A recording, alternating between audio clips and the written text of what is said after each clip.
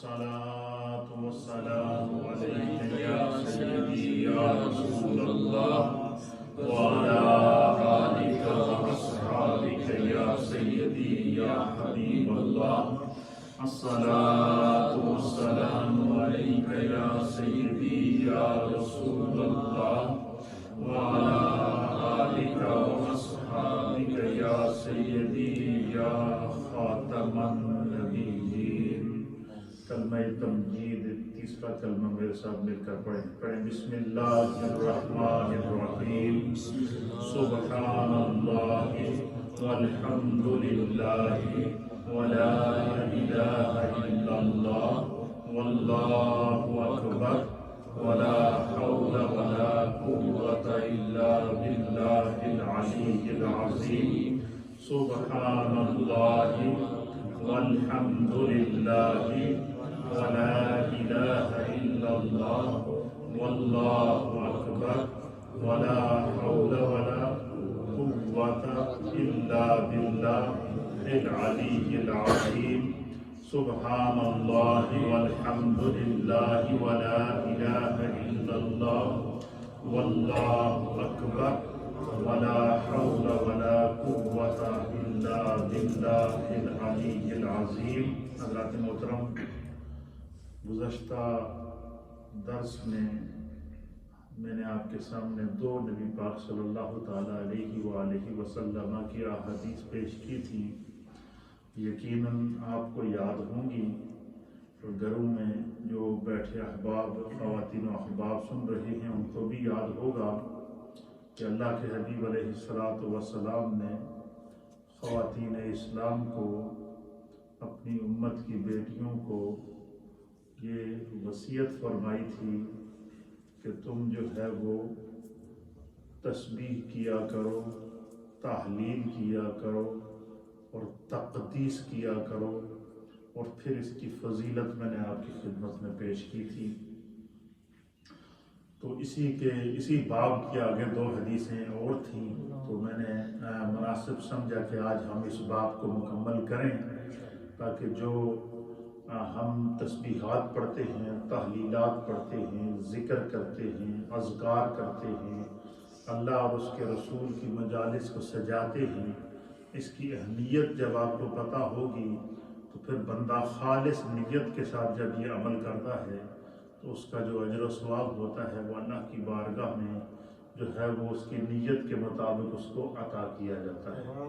یہی وجہ ہے کہ نبی اکرم صلی اللہ تعالیٰ علیہ وآلہ وسلم نے فرمایا کہ نیت المؤمن خیر من عملہ، کہ مومن کی جو نیت ہوتی ہے وہ اس کے عمل سے بہتر ہوتی ہے.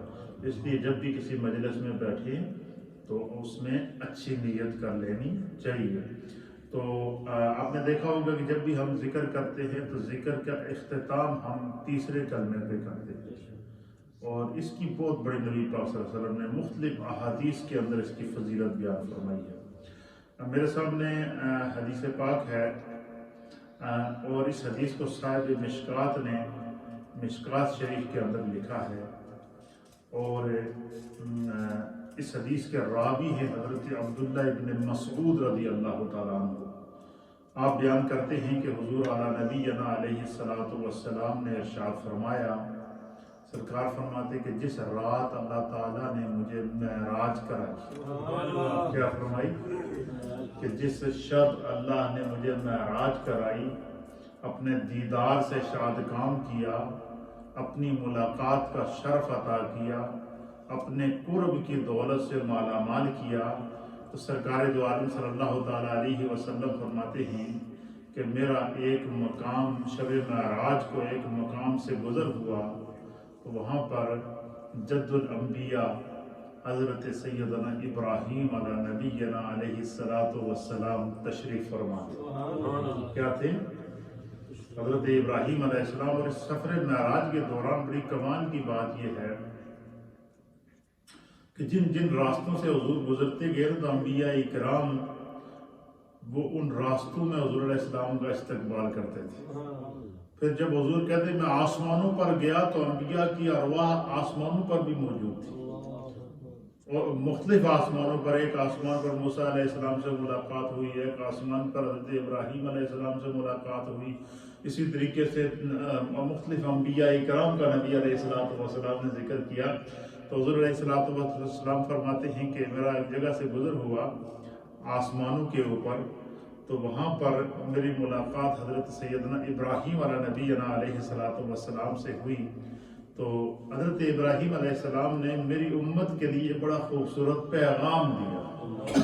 یعنی آپ اندازہ لگائیں کہ اس پیغام کا کیا عالم ہوگا کہ معراج کی شب ہے، اور حضرت ابراہیم علیہ السلام نبی پاک کی بارگاہ میں عرض کر رہے ہیں کہ آپ جب زمین دنیا میں جائیں اور اپنی امت کو میری طرف سے یہ پیغام دینا.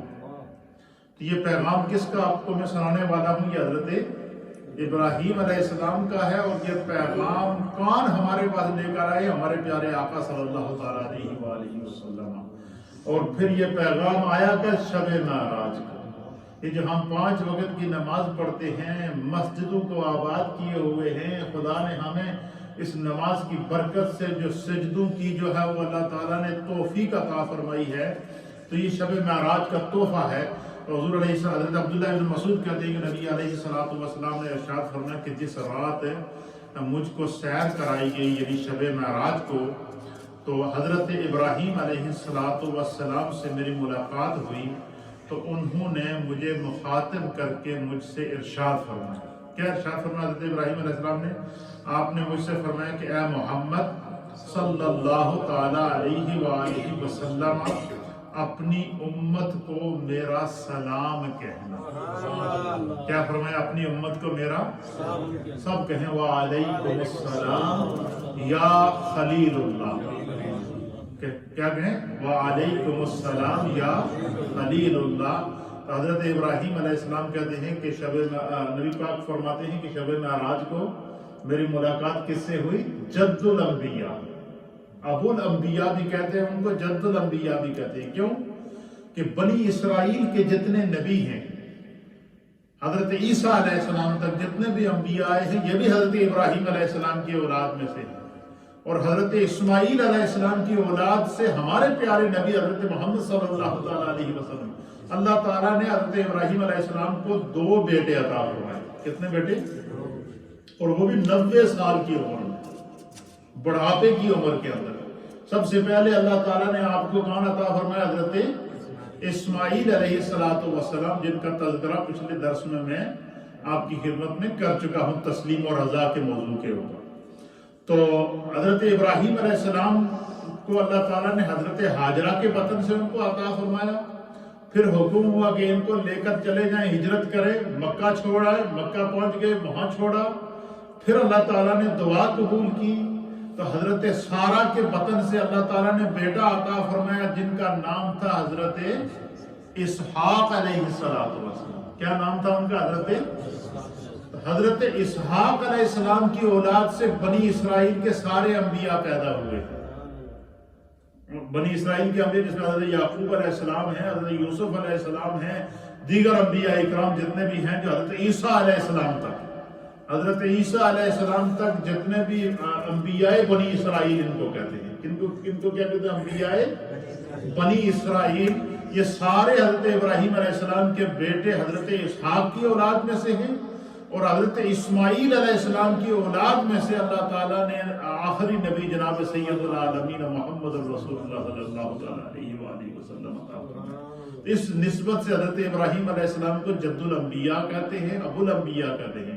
پھر حضرت ابراہیم علیہ السلام کو اللہ تعالیٰ نے چونکہ ان سے آگے انبیاء کی نسل چلائی ہے، اور ہمارے آقا علیہ السلام کی آپ کی اولاد میں سے تو آپ نبی اللہ تھے، خلیل اللہ تھے. تو آپ کو اللہ تعالیٰ نے ایسا باطنی نور عطا فرمایا تھا، ایسی کائنات کے حقائق عطا فرمائے تھے کہ قیامت تک آنے والے مناظر حضرت ابراہیم علیہ السلام نے دیکھ کر اللہ سے دعا کی تھی کہ یا بار الہ، میرے بعد والوں میں میرا ذکر باقی رکھنا. یہ دعا کی تھی. 2 خانہ کعبہ تعمیر کرتے ہوئے دعا کی کہ اللہ تعالیٰ یہ جو میں کعبہ تعمیر کر رہا ہوں، میری اولاد میں سے اس کعبے کا وارث پیدا فرما. تو اللہ تعالیٰ نے نبی علیہ السلام کو پیدا فرما اور قیامت تک کے لیے خانہ کعبہ محفوظ ہو گیا. اور دوسری دعا کیا کی کہ یا اللہ میرے دنیا سے جانے کے بعد میری جو آنے والی نسلیں ہیں ان میں میرا ذکر باقی رہنا۔ تو نبی علیہ الصلوۃ والسلام نے اپنی امت کو حکم فرمایا کہ میرے والد جناب اور میرے دادا جناب حضرت ابراہیم علیہ السلام نے اللہ سے یہ دعا کی تھی کہ اللہ میرے بعد والوں میں میرا ذکر باقی رکھنا۔ اس لیے حضور علیہ الصلوۃ والسلام نے اپنی امت کو تاکید فرمائی کہ جب بھی تم نماز پڑھو تو نماز میں التحیات کے بعد جو درود پڑھو وہ درود ابراہیمی پڑھا کرو، تاکہ ہر نماز میں جہاں پر محمد عربی کا ذکر ہو وہاں پہ حضرت ابراہیم کا بھی ذکر ہو۔ اس لیے اس درود کو درود ابراہیمی کہتے ہیں، اور اس میں ایک مرتبہ نہیں 2 مرتبہ حضرت ابراہیم نبی علیہ الصلوۃ والسلام کا ذکر، بلکہ 2 سے بھی زائد مرتبہ آپ کا ذکر اس کے اندر آتا ہے۔ کیوں کہ انہوں نے دعا کی تھی کہ اللہ میرے دنیا سے جانے کے بعد میرے بعد والوں میں میرا ذکر باقی رکھنا۔ تو حضور علیہ الصلوۃ والسلام نے درود ابراہیمی کو نماز کے اندر جو ہے وہ جاری کر کے یہ اعلان کر دیا کہ یہ میرے باپ حضرت ابراہیم علیہ السلام کی دعا تھی کہ میرے بعد میرا ذکر باقی رہے گا، جب قیامت تک جب تک نماز باقی ہے ذکر ابراہیم علیہ السلام باقی۔ اس لیے درود ابراہیمی کی بہت بڑی فضیلت بتائی گئی ہے۔ حضور علیہ السلام فرماتے ہیں کہ میں شب معراج کو میری جب حضرت ابراہیم علیہ السلام سے ملاقات ہوئی، اب دیکھ کتنا پیارا منظر تھا۔ تو حضرت ابراہیم علیہ السلام نے مجھ سے کیا فرمایا کہ اپنی امت کو میرا سلام دیجیے اور ان کو میرا پیغام بھی دیجیے۔ پہلے کیا بھیجا؟ سلام، اور پھر فرمایا کہ ان کو میرا پیغام دیجیے، اور پیغام کیا دیجیے کہ ان کو یہ بتائیں کہ جنت کی مٹی بڑی اچھی ہے، بہت خوشبودار مٹی ہے، جنت کا پانی بہت میٹھا ہے، جنت کا میدان بہت ہی خوبصورت نورانی میدان ہے، اور اس کے پودے جنت کے اندر جو اللہ تعالیٰ نے شجر و حجر لگائے ہیں، جو پودے لگائے ہیں، جو پھل لگائے ہیں، جو پھول لگائے ہیں، جو جنت کی خوشبو لگائی ہے اللہ تعالیٰ نے، فرمایا کہ وہ کیا ہے؟ فرمایا وہ ہے سبحان اللہ والحمد للہ ولا الہ الا اللہ واللہ اکبر ولا حول ولا قوت الا باللہ العلی العظیم۔ یہ جو تیسرا کلمہ ہم پڑھتے ہیں یہ بھی شب معراج کا تحفہ ہے۔ کیا ہے؟ تو حضور علیہ السلام یہ پیغام لے کر آئے کہ ایک تو میری امت کے لیے حضرت ابراہیم علیہ السلام نے کیا بھیجا؟ سلام بھیجا۔ دوسرا یہ پیغام دیا کہ جنت میں اللہ نے جتنی نعمتیں پیدا کی ہیں، اگر میرے مصطفیٰ کے امتی یہ چاہیں کہ جنت کی ہر نعمت سے ان کو حصہ ملے، تو فرمایا کہ میرے محبوب ان کو یہ پیغام دیجئے کہ سبحان اللہ والحمد للہ ولا الہ الا اللہ واللہ اکبر۔ فرمایا کہ یہ تیسرا کلمہ تمجید کا ورد کیا کریں، اس کو پڑھا کریں، اس کو پڑھتے رہا کریں۔ فرمایا جس کی زندگی میں جتنی مرتبہ کلمہ تمجید ہوگا اتنی اس کے جنت کے اندر اس کا مقام اعلیٰ ہوگا، اتنی جنت میں اللہ تعالیٰ اس کو نعمتیں عطا فرمائے گا۔ آپ دیکھیں کہ دنیا میں جب کوئی انسان ہو، کسی کے پاس اچھا گھر ہو، اچھی گاڑی ہو، اور مختلف قسم کی جو ہے وہ اچھی قسم کی اس کے پاس جاب موجود ہو، دنیا کی ہر سہولت موجود ہو، تو لوگ بھی اس پر فخر کرتے ہیں، اس کے دوست بھی اس پر فخر کرتے ہیں، اور وہ بھی خدا کا شکر ادا کرتا ہے کہ دیکھو اللہ تعالیٰ نے دنیا میں مجھ پر کتنا کرم کیا، مجھے گھر بھی دیا، گاڑی بھی دی ہے، اولاد بھی دی ہے، رزق بھی دیا ہے، اقتدار بھی دیا ہے، طرح طرح کی نعمتوں سے مجھے نوازا ہے۔ اسی طریقے سے حضور علیہ السلام نے فرمایا کہ اصل مقام تو وہ ہے کہ جو بندہ مومن کو اللہ جنت عطا فرمائے، اور جنت میں بھی وہ مقام جو قرب مصطفیٰ میں ہو، پڑوس مصطفیٰ میں ہو، اور جنت میں بھی وہ حضور علیہ السلام نے فرمایا کہ جنت کی مختلف اقسام ہیں، اور جنت کی اقسام میں جو سب سے بہترین قسم ہے جنت کی، یوں سمجھ لو کہ جنت کے مختلف محلے ہیں، ان محلوں میں جرا سب سے پیارا محلہ ہے، اس کو کیا حضور نے فرمایا؟ اس کو جنت الفردوس کہتے ہیں۔ کیا کہتے ہیں؟ اس لیے فرمایا کہ جب کسی کو دعا دو تو یہ کیا کہا کرو کہ یا اللہ فلاں شخص کو جنت الفردوس میں اعلیٰ مقام عطا فرما۔ تو حضور علیہ السلام نے فرمایا کہ جنت کی جتنی نعمتیں اگر بندہ چاہے کہ جنت کے اندر اس کے پاس جنتی محل اچھا ہو، بندہ چاہے کہ جنت کے اندر اس کے پاس گھر اچھا ہو، جنت کے اندر جس طرح دنیا میں خدا نے اس کو عزت دی تھی، اس سے کئی گنا بڑھ کر اللہ تعالیٰ اس کو جنت میں بھی عزت عطا فرمائے، تو وہ کیا کیا کرے؟ سبحان اللہ والحمد للہ ولا الہ الا اللہ واللہ اکبر، تیسرا کلمہ۔ اور یہ ایک تقریباً کوئی آئی تھنک 15 یا 20 سیکنڈ کے اندر ہم اس کو پڑھ سکتے ہیں۔ کتنا؟ اس لیے اپنی زندگی میں جنت میں اچھا گھر بنانے کے لیے، جنت میں اچھا محل بنانے کے لیے، اپنی زندگی کو پاکیزہ کرنے کے لیے اس کو جو ہے وہ اس کلمے کا ورد کرتے رہنا چاہیے، کرتے رہنا چاہیے، کرتے رہنا چاہیے۔ پھر اسی طریقے سے حدیث پاک کے اندر آتا ہے دوسری حدیث، اور اس حدیث کو حضرت عبداللہ ابن عمر رضی اللہ تعالیٰ عنہ بیان کرتے ہیں۔ آپ بیان فرماتے ہیں کہ نبی علیہ الصلوۃ والسلام نے ارشاد فرمایا کہ تسبیح سبحان اللہ، کیا؟ تیسرے کلموں کی ابتدا بھی تسبیح سے ہوتی ہے، سبحان اللہ۔ فرمایا تسبیح سبحان اللہ یہ نصف میزان ہے، یعنی قیامت کے دن جب بندے کا اعمال کا حساب و کتاب ہوگا، جس کی زندگی کے اندر، جس کے اعمال کے اندر سبحان اللہ سبحان اللہ سبحان اللہ سبحان اللہ یا سبحان اللہ و بحمدہ سبحان اللہ العظیم کا ورد موجود ہوگا، جس کی زندگی کے اندر سبحان اللہ کی تسبیح موجود ہوگی، جس کے اعمال کے اندر سبحان اللہ کی تسبیح موجود ہوگی، حضور نے فرمایا یہ نصف میزان ہے۔ جدو بندے دے اعمال دا حساب و کتاب ہوگا، فرمایا اس کی پوری زندگی کی نیکیاں ایک طرف ہے، سبحان اللہ کی تسبیح کا وزن ایک طرف ہے۔ سبحان اللہ۔ اور پھر کیا فرمایا؟ فرمایا کہ الحمدللہ، سبحان اللہ کے بعد کیا فرمایا؟ الحمدللہ۔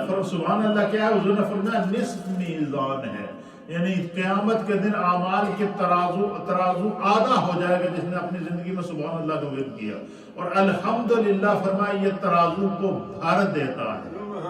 فرمایا قیامت کے دن جب بندہ چاہے کہ اس کی نیکیوں کا بعد ہی حساب کتاب ہوئے گا، پہلے ہی اس کا نیکیوں کا پلڑا بھر جائے، تو فرمایا کہ اس کی زندگی میں سبحان اللہ کی تسبیح ہونی چاہیے، اس کی زندگی میں الحمدللہ کی تسبیح ہونی چاہیے۔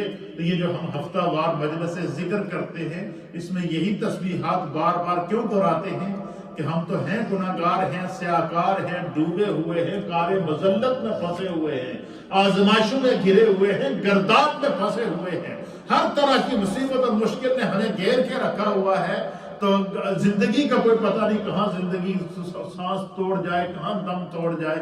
اس لیے سبحان اللہ والحمدللہ چلتے پھرتے اٹھتے بیٹھتے اپنی زبان کو اس سے تر رکھنا چاہیے۔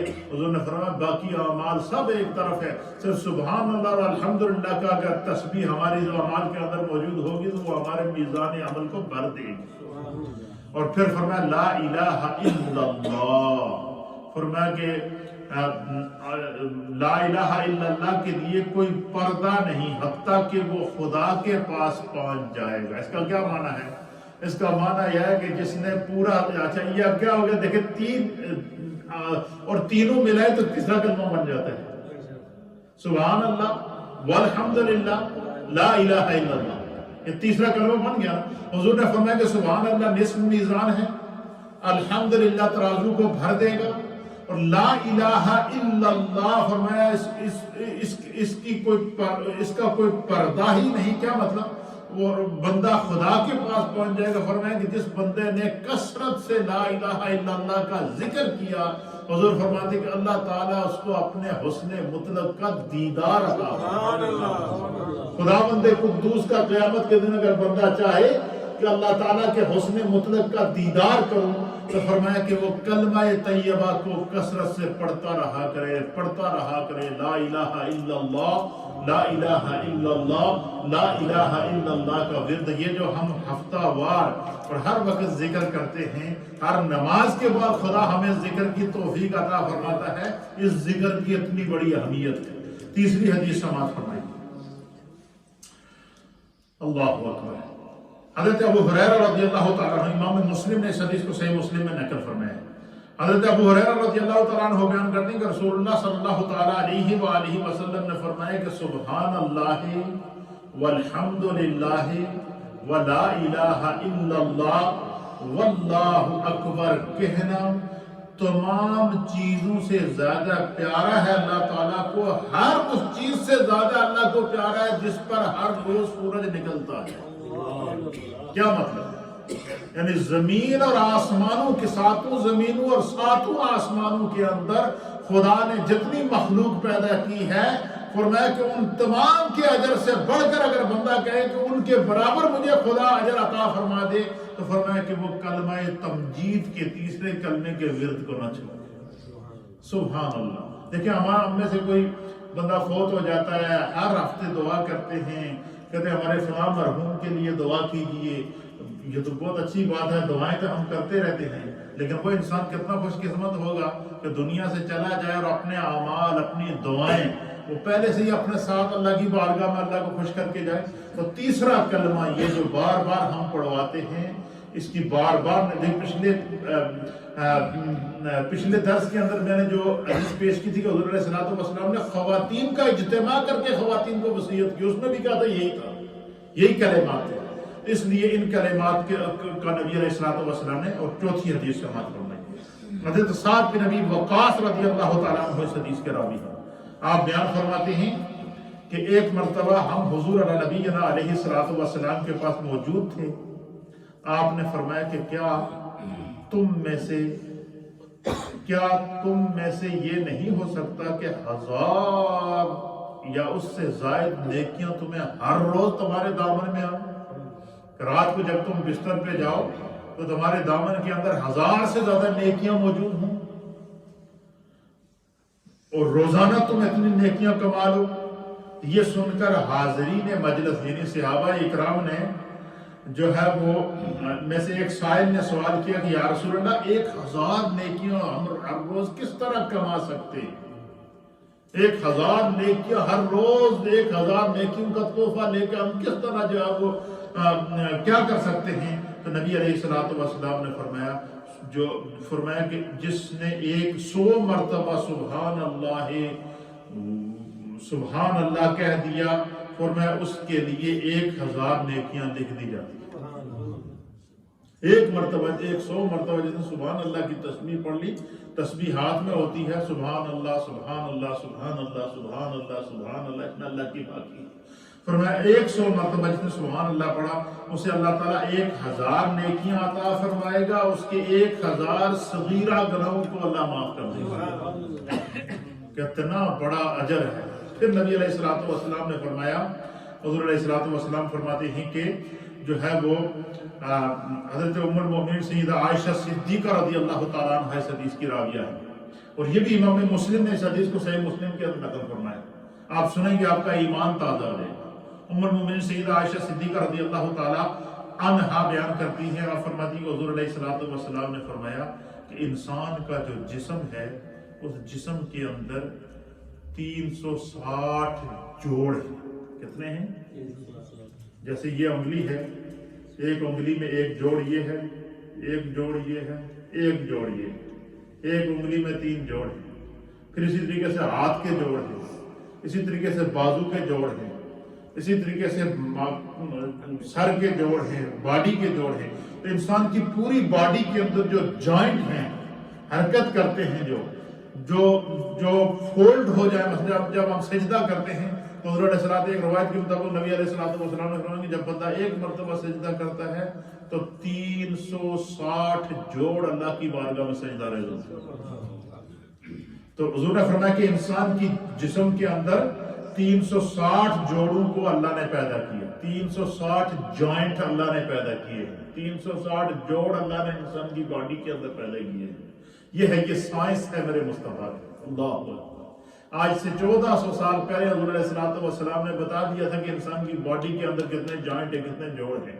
حضور نے فرمایا کہ انسان کے جسم کے اندر 360 جوڑوں کو اللہ نے پیدا کیا ہے۔ ہر جوڑ کی جانب سے خدا کا شکر ادا کیا کرو۔ کیا کیا کرو؟ ہر جوڑ کی جانب سے خدا کا کیا کرو، شکر ادا کیا کرو۔ تو فرمایا کہ صحابہ نے عرض کیا کہ یا رسول اللہ کہ ہر جوڑ کی طرف سے ہم خدا کا شکر کیسے ادا کر سکتے ہیں؟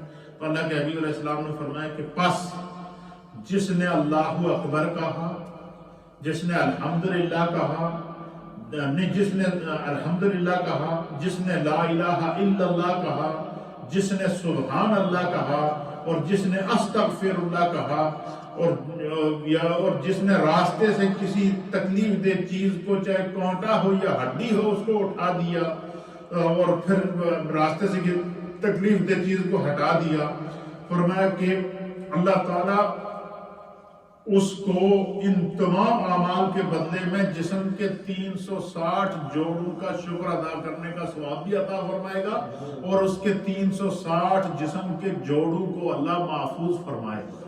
آپ مجھے بتائیں آج کون انسان ہے، آپ کسی سے پوچھیں، مرد سے پوچھیں یا عورت سے پوچھیں، کوئی کہہ رہا ہے مجھے جوڑوں کا درد ہے، کوئی کہہ رہا ہے مجھے کمر کا درد ہے، کوئی کہہ رہا ہے مجھے سر کا درد ہے، کوئی کہہ رہا ہے مجھے فلاں تکلیف ہے۔ تو پورے جسم کی تکالیف حضور علیہ السلام نے فرمایا کہ جسم کے ہر جوڑ کا شکر کیا ہے، یہ کلمہ تمجید ہے۔